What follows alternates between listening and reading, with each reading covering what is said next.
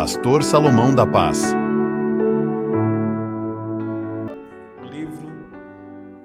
Livro de Lucas, capítulo 16, estaremos lendo a partir do versículo 1, que fala do administrador infiel. Lucas 16, versículo 1 diz assim: Disse Jesus também aos seus discípulos: Havia um homem rico que tinha um administrador, e este lhe foi denunciado como quem estava a defraudar os seus bens. Então, mandando-o chamar, disse: Que é isto que ouço a teu respeito? Presta contas da tua administração, porque já não podes mais continuar nela. Disse o administrador consigo mesmo: Que farei? Pois o meu senhor me tira a administração. Trabalhar na terra não posso, também de mendigar tenho vergonha. Eu sei que farei para que, quando for demitido da administração, me recebam em suas casas. Tendo chamado cada um dos devedores do seu senhor, disse ao primeiro: Quanto deves o meu patrão? Respondeu ele: 100 gados de azeite, que equivale a 40 litros de azeite. Então disse: Toma a tua conta, assenta-te depressa e escreve 50. Depois perguntou ao outro: Tu quanto deves? Respondeu ele: 100 coros de trigo. Por favor, baixa pode tirar o fundo, que eu acho que é ele que está dando esse problema aí. Deixa eu voltar aqui. Depois perguntou ao outro: Tu quanto deves? Respondeu ele: 100 coros de trigo. Disse-lhe: Toma a tua conta e escreve 80. E elogiou o Senhor, o administrador infiel, porque se houvera atiladamente, porque os filhos do mundo são mais hábeis na própria geração do que os filhos da luz. E eu vos recomendo, das riquezas de origem iníqua fazeis amigos, para que quando aquelas vos faltarem, esses amigos os recebam nos tabernáculos eternos. Quem é fiel no pouco também é fiel no muito, e quem é injusto no pouco também é injusto no muito. Se, pois, não vos tornastes fiéis nas aplicações ou na aplicação da riqueza de origem justa, quem vos confiará a verdadeira riqueza? Se não vos tornardes fiéis na aplicação do alheio, quem vos dará o que é vosso? Ninguém pode servir a dois senhores, porque ou há de aborrecer-se de um e amar ao outro, ou devotará a um e desprezará o outro. Não podeis servir a Deus e às riquezas. Os fariseus, que eram avarentos, ouviam tudo isto e os ridiculavam. Mas Jesus lhe disse: Vós sois os que vos justificais a vós mesmos diante dos homens, mas Deus conhece o vosso coração. Pois aquilo que é elevado entre os homens é abominação diante de Deus. A lei e os profetas vigoraram até João. E desde esse tempo vem sendo anunciado o evangelho do reino de Deus, e todo homem se esforça por entrar nele. Pois é mais fácil passar os céus e a terra, porque caiu um tio sequer da lei. Poderia sentar-se. Meus queridos irmãos, é muito interessante a gente falar desse texto, porque esse texto ele fala de uma prestação de contas. E falar de prestação de contas é falar de relatórios dados no mundo espiritual, em que Jesus queria mostrar para os discípulos que aqueles que estavam ali vivendo aquele momento, aquela situação, precisavam entender que no reino de Deus existirá uma prestação de conta.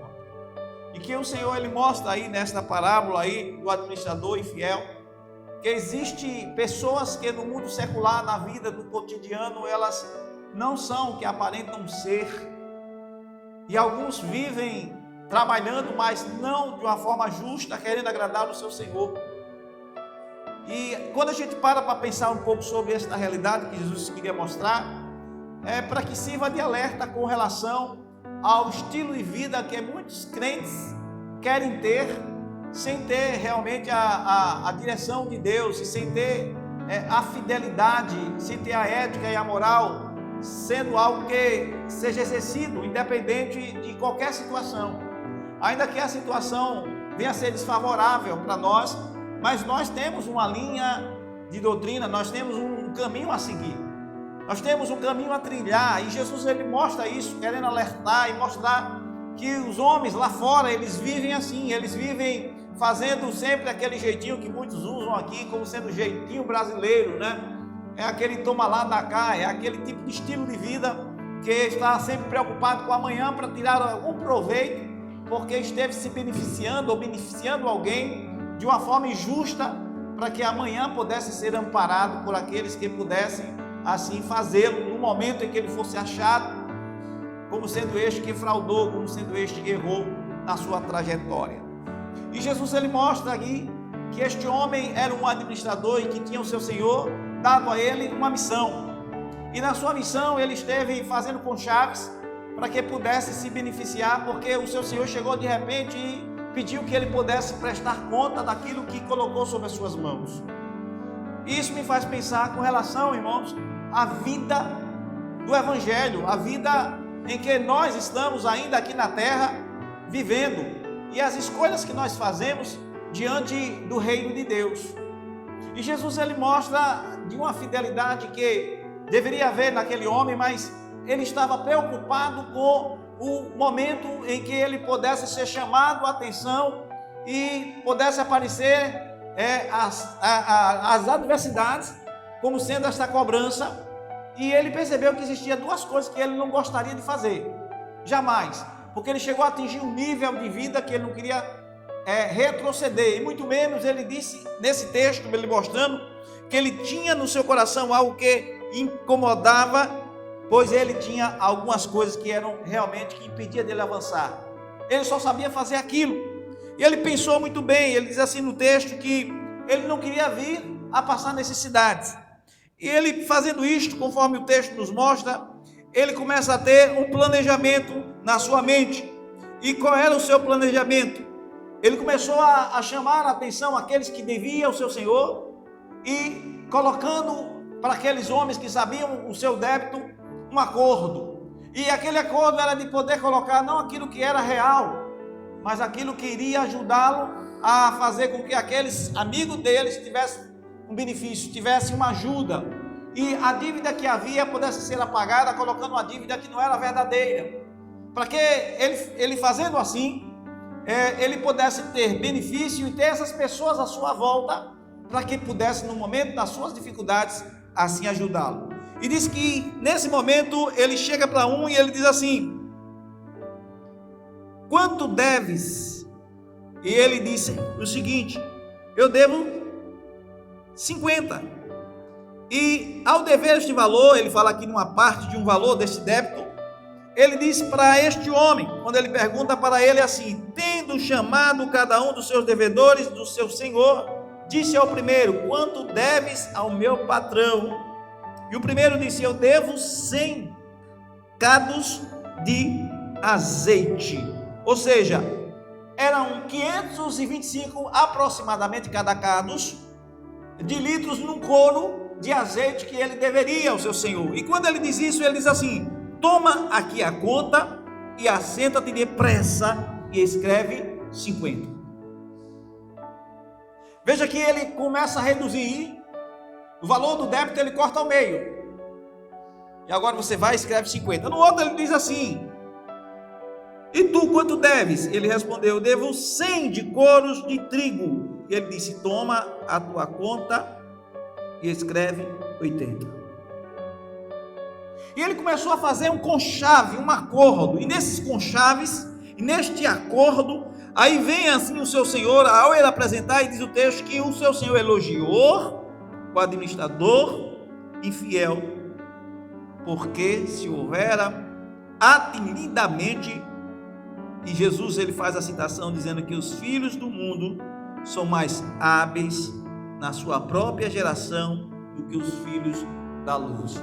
Jesus não estava aí elogiando a corrupção, mas Jesus estava apontando que é o Senhor daquele servo, ao receber a prestação de conta, ele se dá por satisfeito, e ele elogia. Mas irmãos, o jeitinho que este homem deu aos olhos do seu patrão, não foi percebido, mas só que aos olhos de Deus, passa a ser percebido. E Jesus vê a astúcia deste homem ao fazer este acordo, e Jesus disse que estes homens que estão lá fora fazem isso porque eles querem usar as suas habilidades para se dar bem. Mas diferentemente de nós que somos crentes em Jesus, irmãos, nós não podemos pegar algumas frases que as pessoas dizem que Deus escreve certo por linha torta, mas colocarmos como sendo aquilo que o próprio Jesus ensinou e mostra nesse texto, para que nós possamos tirar como lição. Jesus disse assim: olha, se vocês não tornardes fiéis na aplicação do que é dos outros, do que é alheio, quem vos dará o que é de vocês? Se você não tornar e não perceber que para que você possa ser reconhecido, você tem que fazer as coisas da forma certa, quem vai poder reconhecer os feitos seus? E aí Jesus começa a confrontar quando ele diz assim: se vocês não vos tornardes fiéis na aplicação das riquezas de origem justa, quem vos confiará as verdadeiras? E aí ele está mostrando que existem pessoas que conseguem as coisas de forma injusta, mas que essas pessoas são senhores, são pessoas que estão controlando aí este mundo, e que até alguns estão trabalhando para algumas pessoas, como eu já trabalhei também, para algumas pessoas que foram injustas, infiéis, mas ainda que essas pessoas sejam infiéis, nós não podemos agir com infidelidade, porque Jesus está querendo nos confiar algo maior. E ele está exigindo que, ainda que as riquezas injustas dos senhores, de todos nós aí que nós estamos trabalhando, convivendo no nosso dia a dia, nós precisamos ser fiel e cumpridor dos nossos deveres, porque o Senhor está querendo com isto também ver as nossas ações, para que Ele possa nos confiar as riquezas do reino de Deus, e possamos usar destas riquezas do reino de Deus para abençoar aqueles que estão lá fora, e muito mais, para que a nossa casa seja uma casa próspera. E muitas das vezes, irmãos, nós não estamos sendo prósperos, porque nós estamos julgando, muitas das vezes, as nossas ações, mediante daqueles que estão acima de nós. Estamos olhando como referência aqueles que são injustos, aqueles que praticam as coisas erradas, e olhamos e dizemos até às vezes assim: não vamos fazer as coisas certas e justas, porque essa pessoa, quem sabe até por ser meu patrão, né, ele não é. E aí Jesus veio mostrar, e não tem nada a ver uma coisa com a outra. O servo, ele é cumpridor do seu dever. E aí eu quero trazer isso como lição para as nossas vidas, pois Jesus disse: porque se você não tornar-se fiéis na aplicação do que é alheio, quem vos dará o que é vosso? E Jesus prossegue dizendo assim: ninguém pode servir a dois senhores, porque há de amar a um e aborrecer ao outro. E aí ele diz que ninguém pode servir a Deus e as riquezas, ao Deus do dinheiro, a usura que muitos estão até levando no seu coração, irmão, de uma forma até sem perceber, são envolvidos, querendo chegar até a ser rico, sem que Deus tenha realmente lhe dado a condição para que pudesse alcançar e atingir essa prosperidade. E aí Jesus nos confronta, e confronta aqueles que estão ali, diz assim: vocês justificais a vós mesmos diante dos homens, mas Deus conhece o vosso coração, pois quanto aquilo que é levado entre os homens é abominável diante de Deus, porque a lei e os profetas vigoraram até João. E o reino de Deus é tomado à força, e são poucos que se apoderam dele. O reino de Deus é tomado por uma posição, irmãos, que nós tomamos quando nós abraçamos a fé, por uma atitude de fé. E essa atitude de fé, ela não pode ser uma atitude variável. A lâmpada, ela pode variar, com o passar do tempo ela começa a perder a sua luminosidade, mas nós, pelo contrário, é esperança de Deus em nós, que a nossa luz possa estar brilhando intensamente todo o tempo, a cada dia que mais ainda aproxima-se o dia do Senhor. E o que nós percebemos é que muitos irmãos não estão mais com as suas lamparinas acesas, muitos já não estão com a sua fé atuante, muitos já não estão mais dispostos a caminhar. Nós estamos percebendo, ante essa semana, feriado aqui, e que alguns até, por ser um momento ante a campanha política das eleições que vai acontecer, alguns estão trabalhando, alguns estão envolvidos, e alguns deixam de estarem servindo ao Senhor, para estarem servindo aos homens, deixando de estar onde deveriam estar no momento de adorar ao Senhor, no momento de cultuar louvores a Deus, A gente observa que quando tem feriado, parece que as pessoas, deveria ser um dia onde as pessoas deveriam estar lotando os templos para buscar ao Senhor, porque é um dia que Deus concedeu para estar na casa do Pai. Mas é o contrário. O que nós notamos é que as pessoas, nesses dias que são feriados, eles se ausentam da casa do Pai. E se o Senhor desse feriado para nós? E se Ele tirasse um dia o seu Espírito de nós? Se Ele se afastasse de nós por um momento, o que seria de nós, irmãos? E quando a gente olha o amor e a misericórdia do Senhor, a gente vê quanto o Senhor tem trazido através da sua palavra, irmãos, para nós neste altar, orientações para que possamos ter cuidado como administradores que somos, como mordomo que nós somos do reino de Deus. E o Senhor Jesus mostra que este homem era um mordomo, mas era um mordomo infiel, mas diferentemente da igreja de Cristo. A igreja de Cristo é uma igreja que ela é construída, alicerçada nos princípios. E esta igreja, irmãos, ela não pode olhar como referência ao mundo, ela não pode olhar como referência os maus exemplos, mas ela tem o dever de estar firmada nas promessas do Senhor, e diante dessas promessas estarem caminhando alinhado com a visão e a visão da fé. E quero levar você a pensar nisto, porque esse texto deixa claro que este homem, por perguntar qual era aquela dívida, ele quis dar um jeitinho para que aquela dívida pudesse ser amenizada. Ao contrário do nosso Senhor, ao contrário de Deus, ao contrário do propósito estabelecido do Senhor, quando vier para buscar a igreja, haverá um grande tribunal de Cristo, e nós vamos estar diante deste tribunal para prestarmos contas com aquilo que nós fizemos pelo nosso corpo, com aquilo que nós fizemos com os dons que o Senhor colocou nas nossas mãos. Haverá uma prestação de contas, irmãos, e nós precisamos ver que este homem era um homem que estava ainda pensando como resolver um problema, que era um problema exatamente, irmãos, de poder na sua prestação de conta, ali ter feito naquele momento, irmãos, amizade com algumas pessoas, porque ele não sabia como o seu Senhor agiria com ele, se mandaria ele embora ou não. Mas ele já estava prevenindo, querendo dar um jeitinho de deixar tudo preparado, porque aquilo que pudesse acontecer, ele já teria o apoio para que pudesse assim fugir das consequências que pudessem vir daquele Senhor. E diz o texto, que ele diz assim: eu sei o que farei, versículo 4, para que quando for demitido da administração, me recebam em suas casas. Veja qual era o pensamento dele. O pensamento dele era um pensamento que estava preparando tudo, para que no momento que ele fosse demitido, ele ter amigos que ele granjeou, para que pudesse ele, assim ao procurá-los, ele pudesse ter o apoio. E ele tem nessa astúcia, algumas atitudes que levou ele a fazer isto. Tendo chamado cada um dos devedores do seu senhor, diz o texto, disse ele ao primeiro: quanto deves ao meu patrão?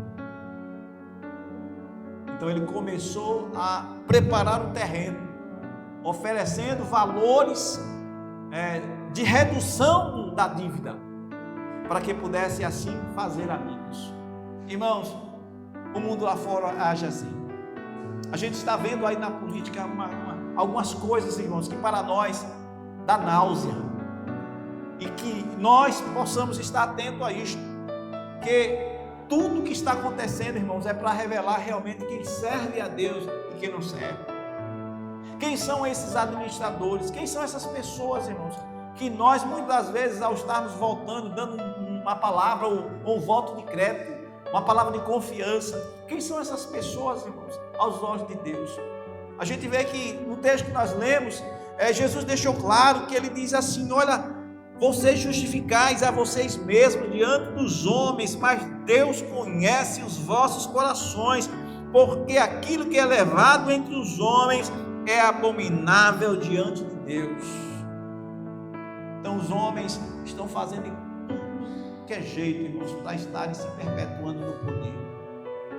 Os homens estão fazendo de todo tipo de conchaves para poder assim continuar satisfazendo-se e satisfazendo aqueles que fazem parte do complô, de projeto de tirar, irmãos, aquilo que está na mesa, que estaria sendo colocado na mesa daqueles menos favorecidos, aquilo que seria para benefício da sociedade.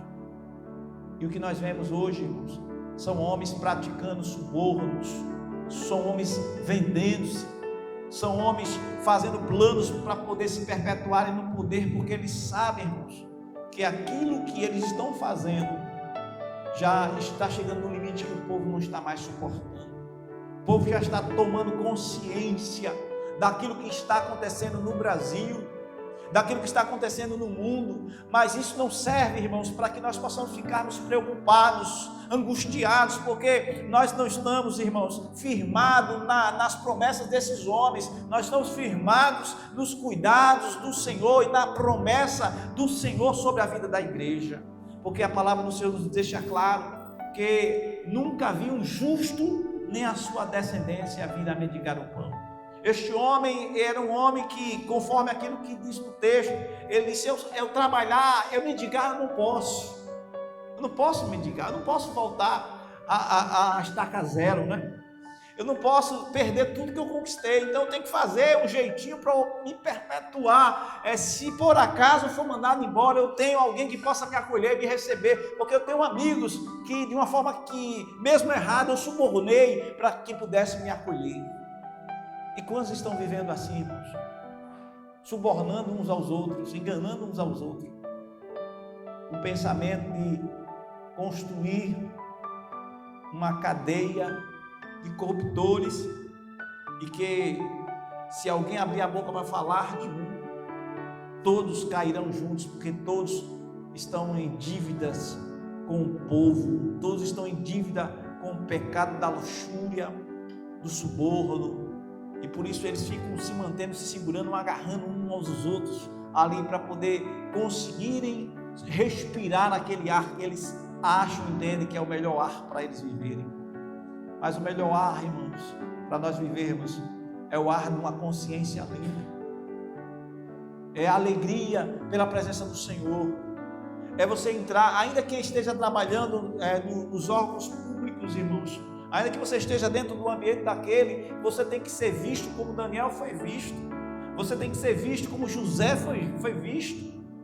Você tem que ser um homem, uma mulher de Deus, que mesmo percebendo as coisas erradas, você fará as coisas certas e Deus será contigo.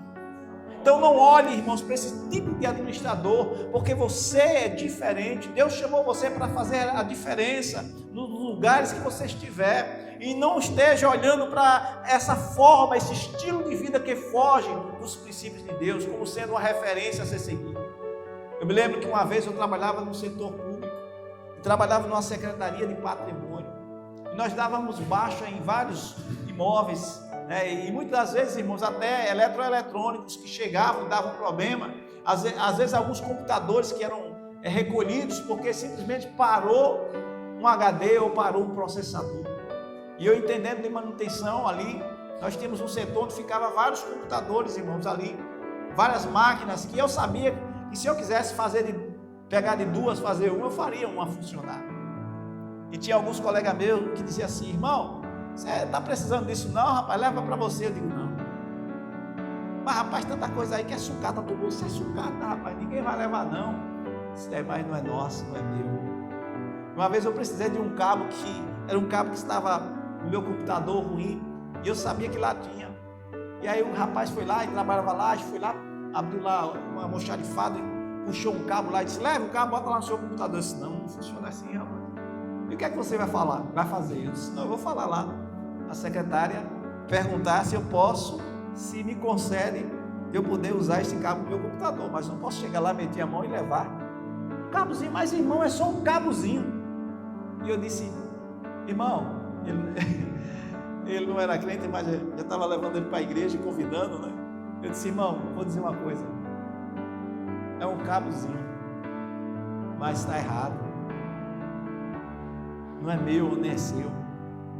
Mas rapaz, ninguém vai querer isso aí vai para o lixo depois. Eu disse: não importa, mas se tem que levar, eu só preciso, alguém poderá autorizar, mas tem que ser a líder superior, que é a secretária do setor que a gente trabalha, que era a dona Eliane na época, que era a esposa do vice-prefeito. E eu disse: dona Eliane, estou precisando desse cabo aqui, tem algum problema? Está lá na sucata? Não, Elias, porque o senhor Salomão Elias pode levar. Eu disse: tá bom, obrigado. E o pessoal olhava assim e disse: pois é, rapaz, aqui não é assim. E muitas das vezes, irmãos, as pessoas vão levando, vão fazendo, e você está sendo observado. E Deus está vendo como você age. E nós temos que sermos diferentes. Não temos que estar fazendo coisas, irmãos, para querer mostrar que somos melhores do que as pessoas.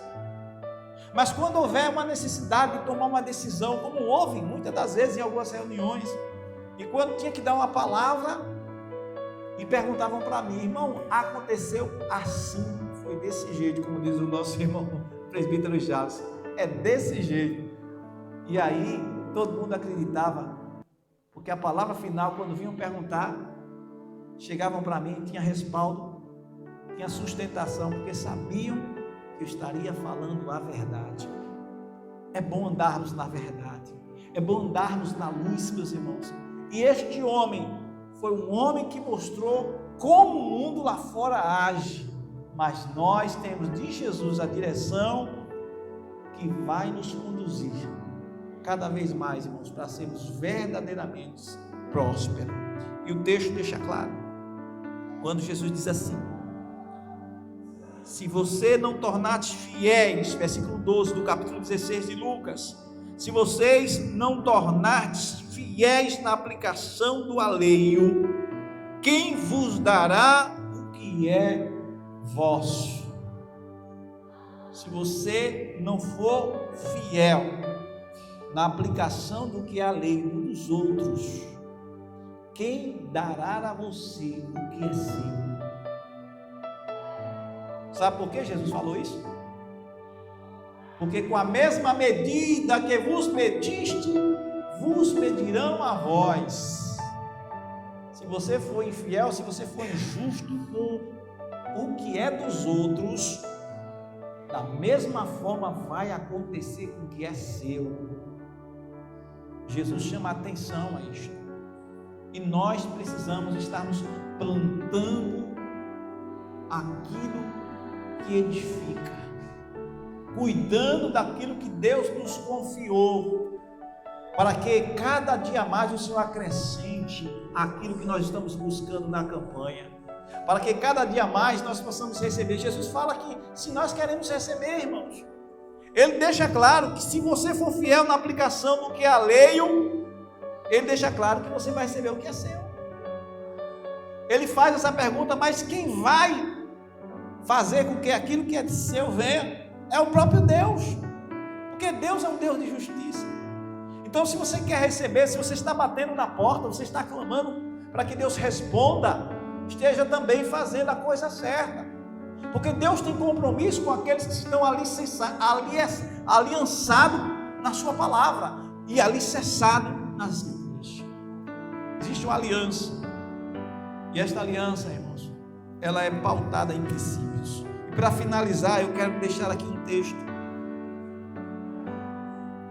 que é o texto de Hebreus, capítulo 10, versículo 35, que diz assim: não abandoneis, portanto, a vossa confiança, porque ela tem grande galardão, com efeito, tendes necessidade de perseverança, para que, havendo feito a vontade de Deus, alcançareis a promessa. Ou seja, a promessa só alcança após fazermos a vontade de Deus. Não existe promessa sendo realizada de Deus na vida do crente, se o crente não estiver aliançado com a sua palavra. O texto está dizendo que não abandone a sua confiança, porque ela tem grande galardão, mas diz: com efeito tendes necessidade de perseverança, porque havendo feito a vontade de Deus, alcançareis a promessa. Ou seja, Deus responde na medida que nós estamos sendo obedientes à sua palavra. Então não espere que Deus responda às nossas orações, não espere a fidelidade de Deus se nós estamos sendo infiéis. Estamos sujeitos a errar? Sim. Estamos sujeitos a pecar? Sim. Mas nós não podemos viver deliberadamente em pecado, ou seja, pecando de forma contínua. Existe um pecado por acidente, que é um pecado que de repente pode acontecer, você não esperava, surgiu, veio um pensamento, você, Deus, misericórdia, pensamento ruim. São setas que o diabo joga. Às vezes vem uma ira que de repente você está irado porque aconteceu um fato, mas você se controla. Está escrito: irai-vos, né? E não pequeis. Não deixe o sol nascer sobre a vossa ira. Você pecar é você deixar que aquela ira que você teve por um dia, por um momento, ela perdure, ela continue. Passa uma semana e você é irado. Aquele sentimento, irmãos, que vai guardando no coração, vai adoecendo a alma. E agora você começa a pecar, porque você esteve armazenando aquilo que é ruim. Você guardou a ira por muito tempo. E aí passou a ser pecado. Pastor, então pecar não é irar? Ou irar não é pecar? Não, irar não é pecar. Com certeza irar não é pecar. Só que nós podemos deixar que a ira ela possa perpetuar, possa demorar, e se ela demorar, irmãos, peca. Por que o Senhor diz que irar não é pecar? Porque Deus se ira. Deus se ira. E porque Deus se ira, nós podemos irar. Por quê? Somos homens feitos com o Espírito que foi nos dado, que provém de Deus. Só que a ira, ela brota do nosso coração por um momento, por um sentimento que faz parte da natureza, que temos dentro de si uma alma. E esta alma dá uma percepção quando algo vem que nos incomoda, e nos incomodamos, nós reagimos naquele momento. Só que naquele momento que veio aquela ira, também temos o Espírito Santo em nós que diz: calma. E aí a gente pode cantar aquela música, né? Aquieta a minha alma. A alma se aquieta, porque o Espírito que está em nós controla, e nós não permitimos que esta ira, ela possa ser uma ira que venha fazer-nos pecar. Porque nós controlamos as nossas atitudes, as nossas ações. Por isso que é importante, irmãos, estarmos sendo cheios de Deus. Nós lemos o texto que fala que o reino de Deus é tomado à força. Alguns acham que é por esforço, né? Aí pega esse texto aí de Lucas 16, né? E diz que desde o tempo de João Batista, o reino dos céus é tomado por esforço. ali é tomado à força. Força, porque existe opressão maligna, existem ações das trevas que querem roubar de nós aquilo de melhor que Deus fez já. Deus fez em nós. Deus derramou o seu Espírito sobre nós. O amor de Deus é derramado em nossos corações. Só que esse amor que foi derramado em nossos corações, ele precisa ser cultivado. É como uma planta. Se você botar sempre um pouquinho de água, a planta vai ficando bem verdinha, bem bonitinha, não é assim? Então, o amor, quanto mais você rega, quanto mais você perdoa, quanto mais você ama, você está crescendo na presença de Deus. E quanto mais você quer viver como uma pessoa repelente, não quer, eu não gosto de fulano, não gosto de Beltrano, não gosto de fulano. Irmãos, tem pessoas que a gente realmente não gosta porque tem atitudes que a gente vê e diz, meu Deus, misericórdia. Aí o que é que a gente tem que fazer com essas pessoas? Procurar mais elas.